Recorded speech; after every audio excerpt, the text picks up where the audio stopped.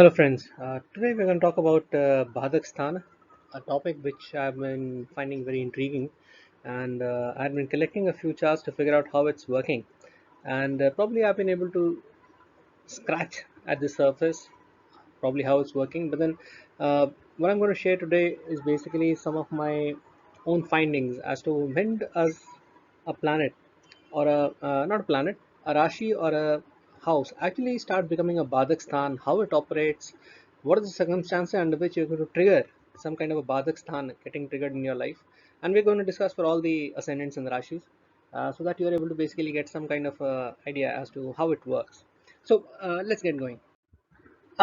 What's the definition of a badhaka? Badhaka is somebody or something which creates badha. Badha means some kind of obstruction, some kind of badhaka is something which binds you, which basically gets a grip of you and basically just maybe immobilizes you. And badhaka is something which creates an obstruction, some kind of an impediment along the way.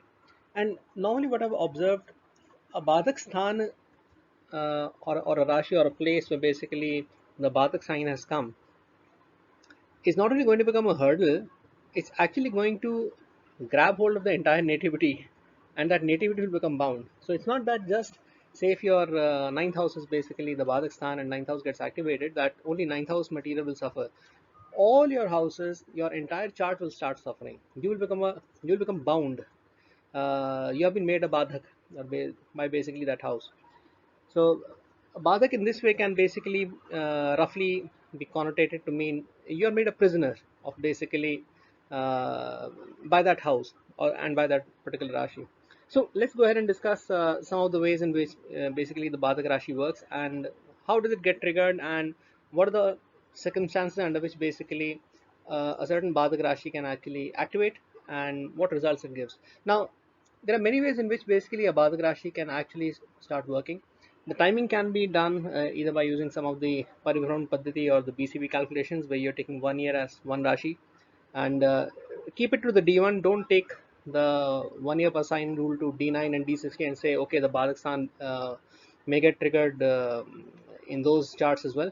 I have not tested that technique. I have not found that to be working that correctly. But in D1, yes, it surely works. You can also look at your Mahadashas, Yogini Dasha, Vimshotri Dasha, even Kalchakra Dasha, and figure out what the Badhak Sthan are. And it gives you a fair bit of an idea of the timing of the event when a Badhak Sthan will actually get come into force. Another way in which basically you can actually see when a Badhak Sthan will get activated is don't look at any of the dashas, just ask the native, has an event like this happened, and after which you have found that you will become a Badhak or a prisoner. That's another way. So say if it's your seventh house, the seventh house, the house of your partners, your business partners, life partners. So you can easily say that after you became married, I mean, did your whole life get bound? But then look at the nature of the sign in the seventh house to give you the exact tinge or flavor as to is it your partner or is your guru who's trying to be your partner or is it basically somebody else or some event that happened in the on the public platform because of which the Badistan got activated. So and then that gives a safe enough idea as to how you could become basically how the Badistan actually gets activated. Okay, so let's move on. Now for Chara Rashis, Dwisvabhava Rashis, and Sthira Rashis. The Badhakstan works in very different ways.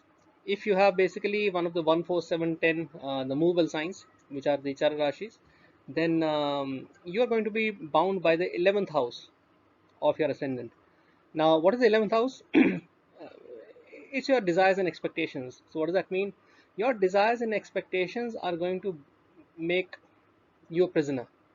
You're going to be under the grip of your desires, your expectations, and they're going to basically make a prisoner out of you and get hold of everything in your life, and you are then bound by your 11th house.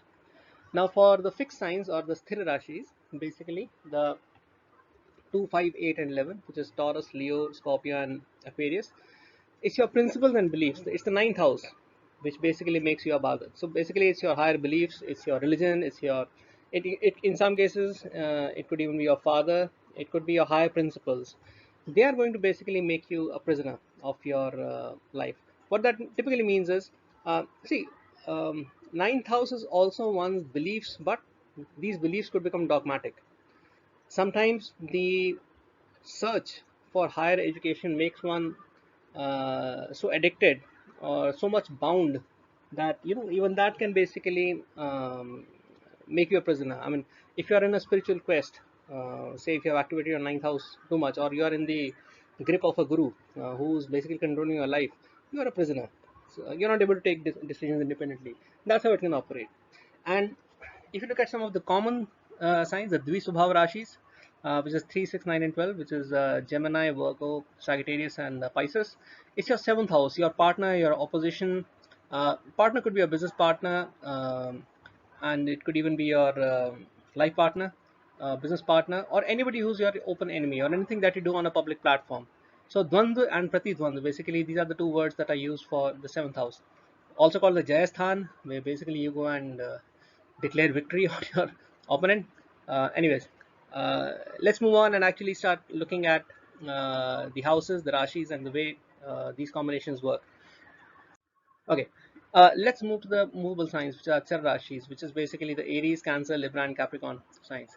Now, 11th sign for a movable sign becomes the Badhaka Sthan, which means uh, it's your desires. 11th house is the house of desires. I mean, some people can say it's the house of salary, it's the house of income, it's the house of sometimes even greed. And wherever there is greed, your intentions are not right, there's cheating involved.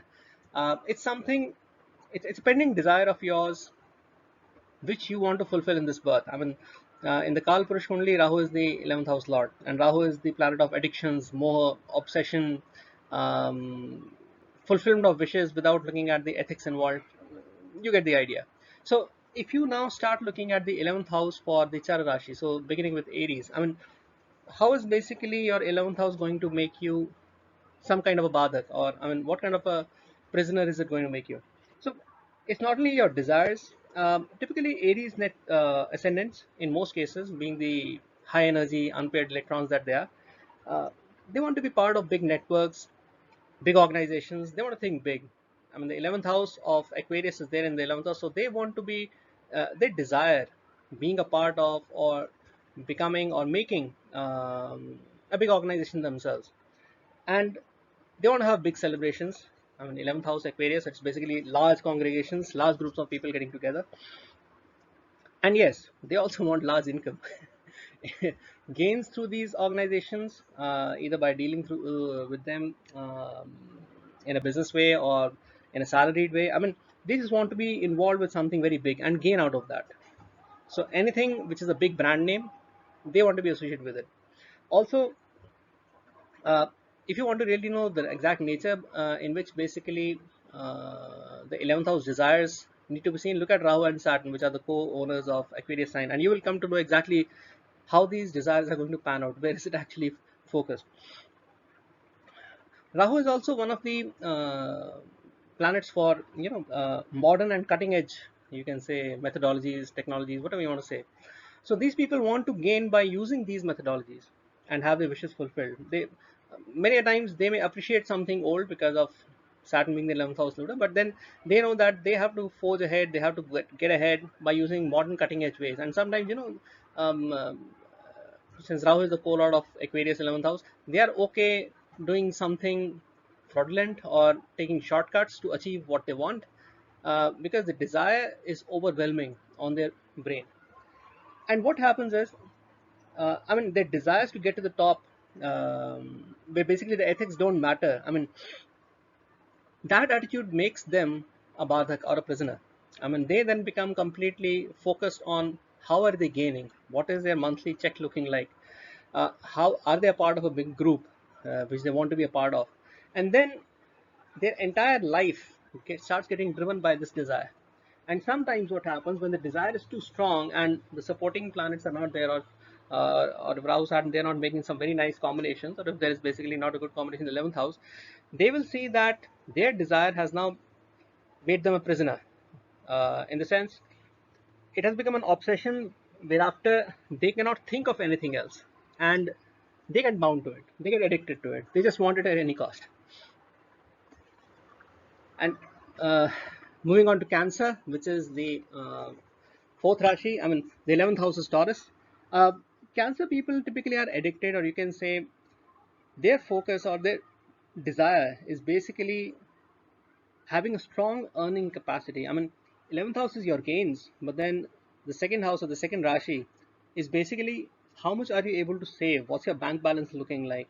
Um, how are your resources in the house looking like? I mean, do you have enough so that your next seven generations can survive without them earning anything? What kind of assets have you made up? What's your bank balance looking like? What are your savings? And your family pride, your family, you can say, lineage. Uh, Taurus is a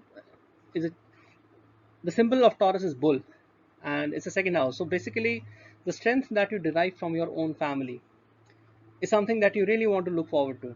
Not only you need to be strong, but then your family also needs to be strong. But then somehow, when you have Taurus in this 11th house, there could be some kind of cheating involved with family assets, whereby either you may usurp something because you want a stronger bank balance.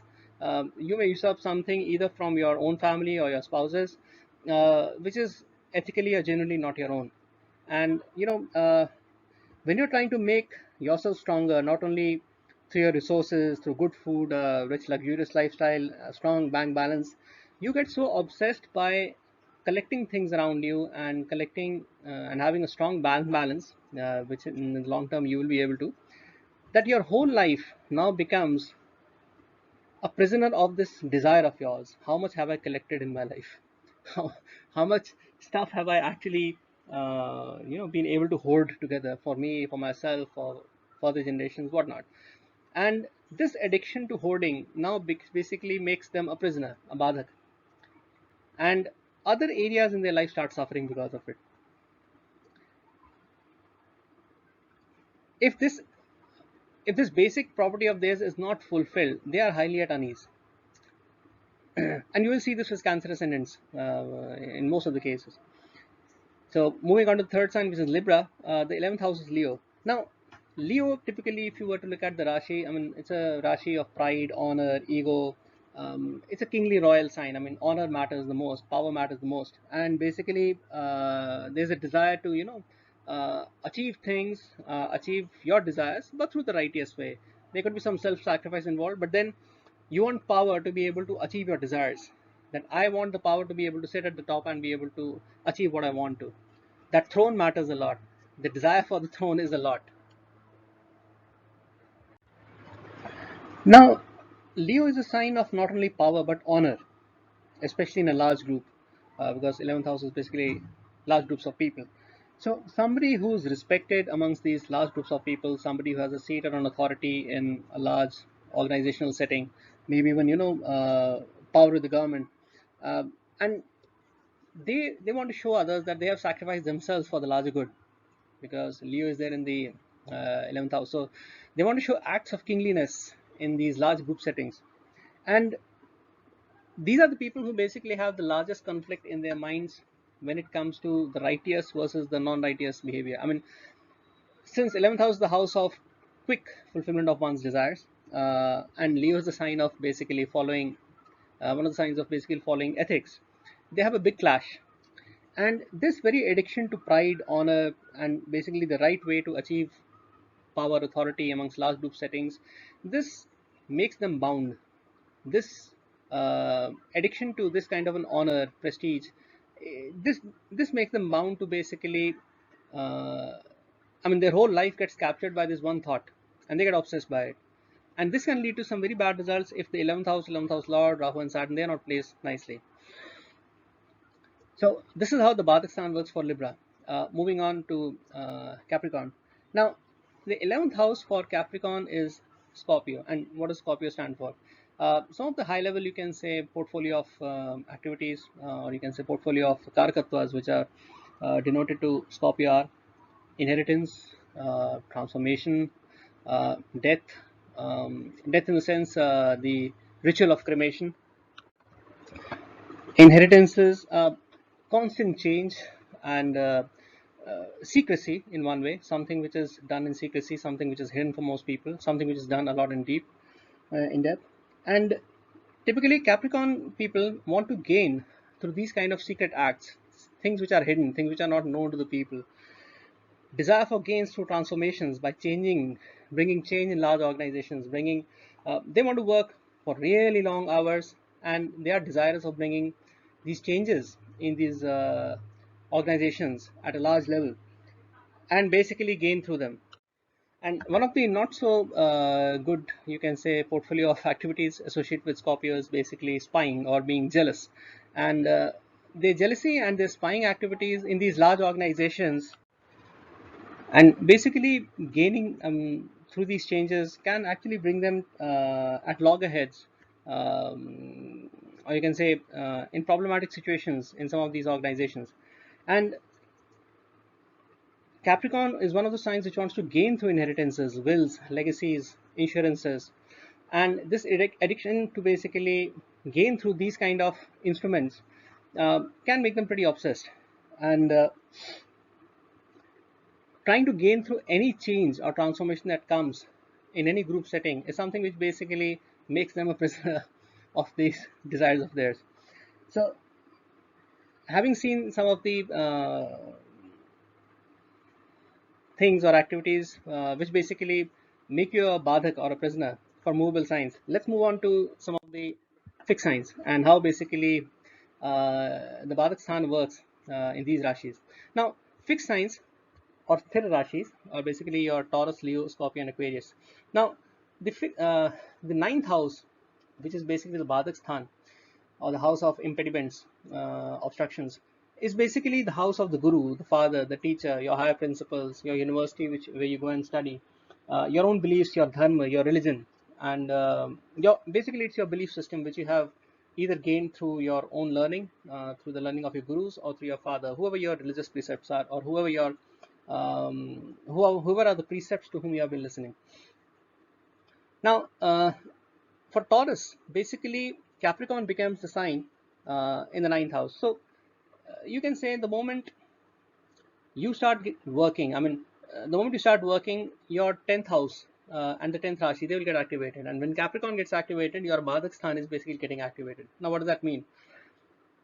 Ninth house is also the house of your boss. Now, the moment you start working with your boss, and your boss is basically going to make you a prisoner of his own belief system. Now, either your own belief system while you're working with your boss is basically going to make you a prisoner, or your boss's belief system. Now, what does that mean? That means, see, Capricorn is a sign where basically you're not going to be happy doing the things that you want to, because Capricorn is the lower sign of Saturn, which is basically a sign of frustrations, sign of delays, impediments. Things go cold and dead in Capricorn.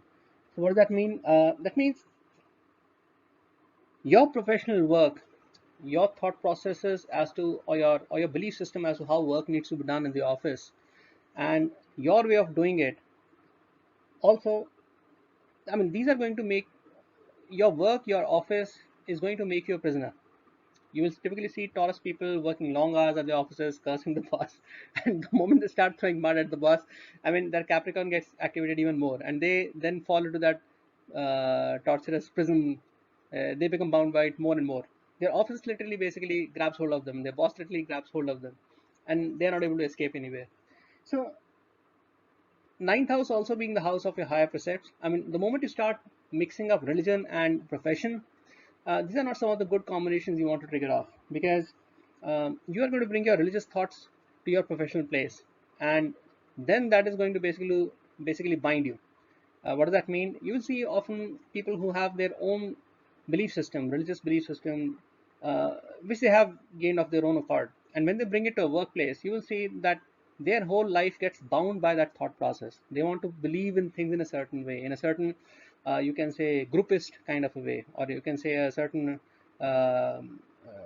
tribe-like, in a tribe-like way, that okay, we are this group and they are that group and blah blah blah. And you will see that they now become a prisoner of their own thought process when they bring this thought process to the workplace.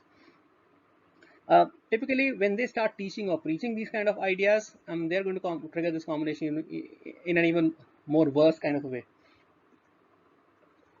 Also, be very careful. I mean, Capricorn being the sign of Saturn, don't throw mud at the boss or your father, or else you're going to trigger off this Badhak sign in a very, very bad way.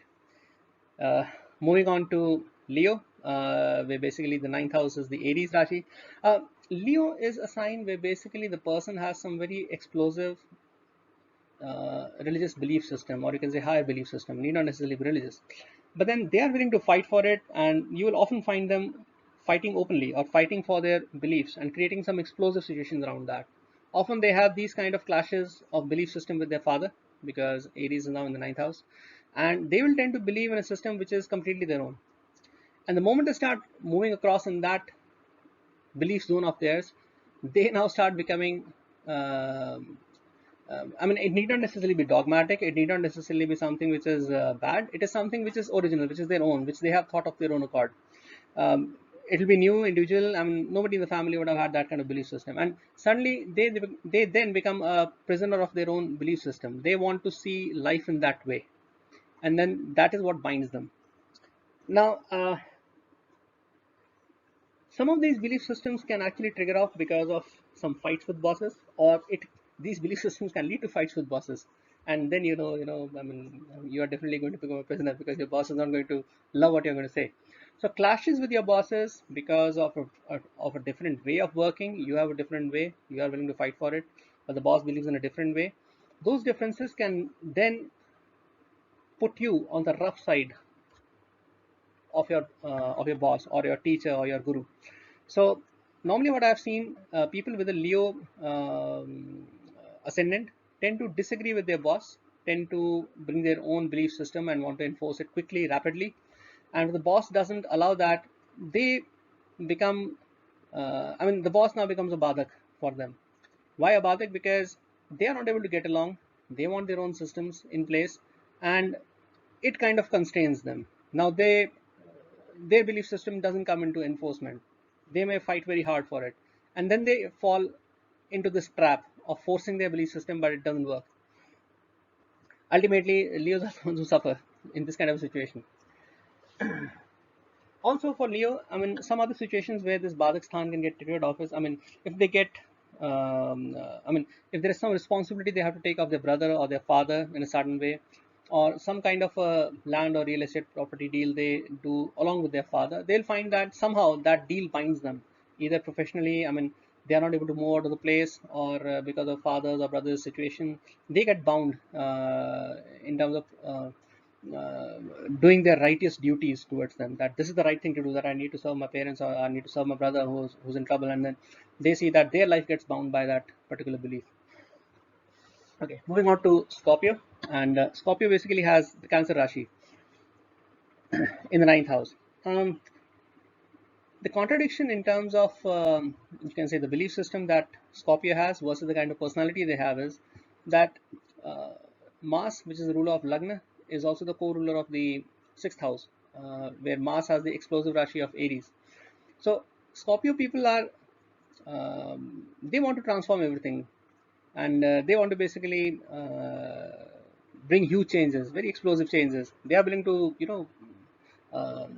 get into all kind of explosive situations to be able to bring those change. But then the ninth house, their higher belief system, they are ultimately looking for peace.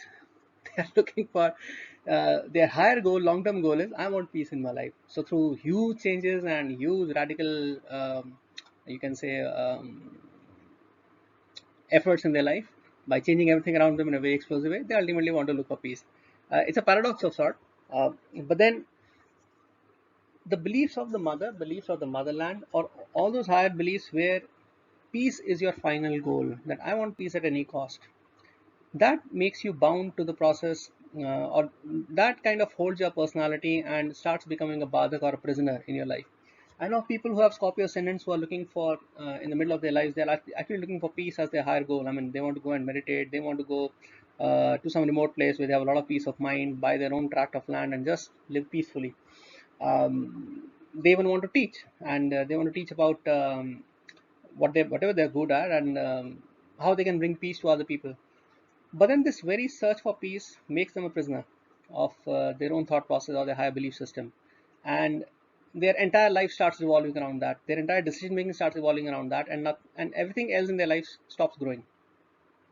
Now, Scorpios can, I mean, they might be revolutionaries, but they might bring peace to others if they start teaching and preaching because of Cancer being in the ninth house. The mother's belief system and the belief system of the people who are local to their, I mean, their ethnicity, or you can say to their homeland, is something which can basically bind them down in terms of their growth, in terms of their career, in terms of their personality. Why? Because these are the things which will now start weighing very heavily on their mind. Say if I'm a person who belongs to a certain ethnic group and I'm basically staying with them, I'm going to do something radically different. But then people of my homeland, motherland, or basically my own community, basically all these factors are denoted by the cancer sign. They believe in a certain way. Now their thought processes and their ideas will start weighing on my mind, and then I'll start looking at peace with respect to as being my higher goal, and by conforming to those ideals which my people of my ethnicity or or people locally around me basically, or my family basically, the way they want me to basically live my life or have my belief system. Now I get bound, and my personality gets bound by what they think. So this is the tragedy, or you can say this is the, you can say, dichotomy which happens in the case of Scorpio ascendants. Moving on to Aquarius ascendant, and you will see that Aquarians have the sign of Libra in the ninth house. Uh, the strange thing that happens for Aquarius ascendants is that the moment they get married, because Libra is the sign of marriage, uh, somehow the belief system they have around their marriage, their partnerships, that basically puts them in a situation where they get completely bound by it, and they are not able to. Now, what happens is that the moment the choice of the partner is made for marriage, or when the marriage ritual has happened. Why? Because ninth house is the house of religious rituals, and seventh Rashi is the house of marriage. When the combination of these two things happen, Aquarius lagnas tend to typically get bound by oath of marriage, and then their whole life starts revolving around them. The beliefs they have around their marriage, their commitment to the marriage. Uh, they may look very loyal, but at the same time, they're actually the ones suffering after marriage. However, their belief system does not allow them to basically report any such, you can say, suffering that they may be having. Now, we could say that why just Aquarius lagna? I mean, this condition applies to all different lagnas. But then I would just want to focus on Aquarius right now, and not draw any further conclusions. We're just talking about the Badhaka Sthana here. Now, sometimes in the case of Aquarius lagnas, um, the choices that a guru or a father may make in their life, because ninth house is the house of the father, the guru, and Libra is the house of choices, may actually make them a prisoner, or may put them in a position where basically their decisions become some kind of a badha, and activate the Badhaka Rashi in their lives. So it could be father's choice for marriage, father's choice for higher education. It could be even father's choice of the religious, or the guru's choice of basically religious thoughts, that this is how you should get into business, or you should get into licensing, or you should get into marriage. That thought process will completely come and make a prisoner of their life and their personality. So having covered Aquarius, let's move on to now the Dwisvabhava, or the dual Rashis. Common signs that you may also want to say. Now, for common signs, it's the seventh house, or the Jayasthan, which becomes a Badhak Sthan. It means the seventh house, which is your business partner, your marriage partner, your public image, even your open enemies, the people who basically come in the open and basically confront you. So dvandva, pratidvandva, basically is a dvandvi and pratidvandvi, which is the word in Hindi. Also, seventh house is the house of marriage processions, social gatherings where marriages are happening, or you can say multiple people are coming together to basically make some kind of relationship with each other. So dating sites, places of courtship, marriage. Those are what your seventh house portfolio of Karakatwas are. So moving on to the Gemini Lagna, which is the first Dvisvabhava Rashi. The seventh house is the Sagittarius Rashi. Now, seventh house being that of the partner, or that of the spouse, and ninth house Sagittarius being your ideals, your principles. So your spouse's ideals, your spouse's principles, your, or even your own religious dogma, because ultimately Sagittarius is also your own religious dogma. Now these could be yours, this could be your spouse's, not necessarily yours. And any kind of long-term strategic planning you're making with your spouse, you will become a prisoner to that. Your spouse's education, because seventh house is Sagittarius, could also bind you down, pin you down, and basically make you a prisoner. In the sense, many times husbands would think that, okay, let me sponsor my wife's education, and she needs to get educated, she needs to go for her master's, PhD, or she needs to pick up this particular education, and they end up paying and sacrificing their own career for donkey's years, and which makes them you can say a prisoner to basically their wife's long-term goals. Now, also you can see that for Gemini Lagna, Gemini is Mercury, the Lagna, and Sagittarius, 7th house is the Guru. So ultimately, Guru is a very heavy planet. It's the one who's going to direct Mercury. So the 7th house here becomes the directing principle in your life, and ninth house being ninth Rashi being Sagittarius. Um, any promises that you make during your marriage, after your marriage, I mean, if you don't fulfill them, they are going to come and bite you. Everything in your life will come to a stop. Also, if you try to keep a very religious or very spiritual or a very highly principled kind of a public profile or image after marriage, trust me, that is going to make you a very that is going to stultify your life in some way. uh, why is that going to happen? Because Sagittarius is a sign of your higher beliefs. And if you're going to keep a public profile, which is the 7th house, and I'm a very principled person, I work on my principles, and I have sacrificed so much for the sake of my principles, for my wife and spouse and all, and for other people, because Sagittarius is also your father. That look, the kind of sacrifice I've made for my father. Trust me, your life is going to get bound, and you're going to be made a prisoner to all these things, to everything in your life. Moving on to Virgo. Basically, your 7th house here is Pisces, and some of the things which Pisces stands for, it's your expenses, it's your losses, charity, donations, uh, meditation, travel to distant lands, and even your bedroom behavior, the quality of your bedroom life, your sleep. Also, I mean, Pisces also is a planet which tells you about your faith. How much are you willing to put faith in the higher um, or powers which are higher than you? It's also the house of your own freedom. So basically, when it comes to your spouse or when it comes to your business dealings, your expenses, your spouse's freedom of thinking, your spouse's independent decision making, in some cases I've seen even your bedroom life with your spouse, if it gets publicly known, or there is some kind of an altercation or some kind of a public know-how of these things, somehow the spouse becomes an obstruction, or your business partner becomes an obstruction. Try not to bring these things in public, because that may not be liked. Because what happens is 7th house is the house of, something which is publicly known, openly known. And when Pisces, which is a very hidden kind of sign, which is the otherworldly sign, I mean, you are trying to change that Rashi's nature. You're trying to bring things in the open, visible space, something which is supposed to be stay hidden. It doesn't work out very nicely.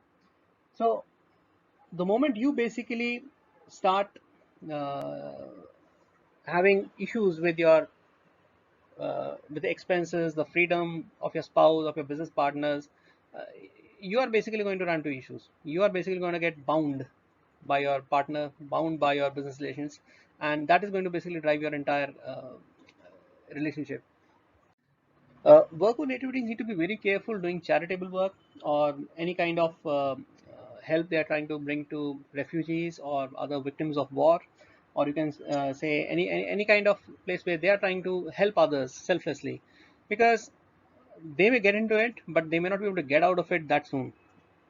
Because although it's a good thing and a good karma to do, but somehow it is going to overtake their personality, and then they're going to see themselves working for long hours.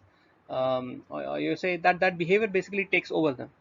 If you remember, in many of the astrological magazine issues of the 80s and 90s, when they used to make the chart for Jesus Christ, which is basically, uh, I mean, and these were all extrapolations because nobody really knows when he was born. Typically, they would show a conglomeration of planets on the 6 and 12 rashis. So Jupiter, Moon, and Sun in Pisces, Virgo. So what that shows is basically Virgo, the sign of service, and 12th house and the 12th rashi, basically the sign of charity. when you have too much of these activities going on, they will overtake you, they will take a grip of you, and your whole life will get bound by it. So be very careful when you activate the Badhak Sthan by getting into these kind of activities.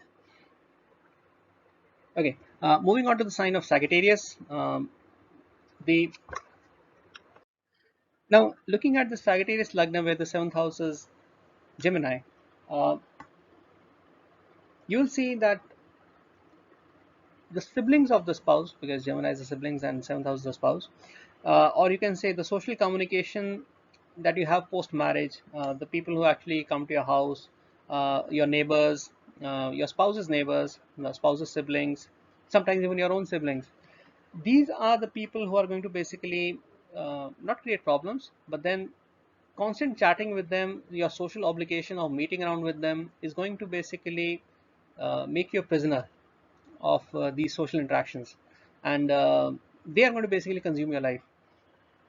Now, sometimes Sagittarius people may be very much be interested in the social media posts of other people because of Gemini being there in the seventh house, and in the social media communications or marketing plans, marketing designs, and sales and marketing collateral of their competitors.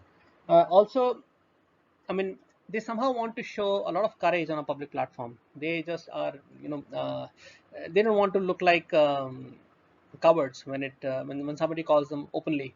They want to raise their voice and they want to basically show back that yes, I can fight you back as well. So Sagittarius is a sign of dharma. I mean, for the sake of fighting my dharma, I'm willing to fight openly because seventh house is the house of open battles, and third Rashi Gemini is a sign of parakram, or you can say bravery. Now, but in most cases, what has been seen is social media relationships, too much involvement in uh, with friends, your social relationships, your people who come to your house, visit you, too many meetings. I mean, they will consume your life to a way that basically you become a prisoner to their desires, the way they want things to be done. You're going to see them basically get consumed by a lot of phone calls, and in order to maintain their public image, they try to entertain more people than they should. Sometimes lead to problems in marriages also, but then that is how the nature of their life will be. So they need to be very careful who they communicate with, who they let into their life, who they socially mingle with, especially publicly, because that is going to basically those expectations are going to basically then weigh very heavily on their mind, and they are going to become a prisoner of that. Also, the public image of their spouse, their siblings, the way they're communicating, that is also basically going to control their life to a big way. Coming to Pisces Lagna, which is basically whose seventh house is the Virgo Rashi. Uh, Typically, what I've seen, the seventh house for a Virgo Rashi is seventh house for a Pisces Lagna is the Virgo Rashi, and Virgo stands for a lot of criticality. The right word for it is basically being critical, doing a lot of auditing, doing a lot of criticism, and seventh house is the house of public. You can say, what should I say? Um, your public relations. Now, the moment you start criticizing your spouse on a public platform, or the moment you start finding faults, you start having disputes uh, in a public setting. It could be a spouse, could be a business partner, it could be any competition in public. That is going to consume you. That is going to basically invoke the Badhak Sthana and create troubles in your life. It is going to basically then kind of make you imprisoned. Your your complete routine is now going to get dictated by your spouse, because the sixth house or the sixth Rashi, Virgo, is also a daily routine. What you do on a daily basis, on a day-to-day basis, what is your daily routine?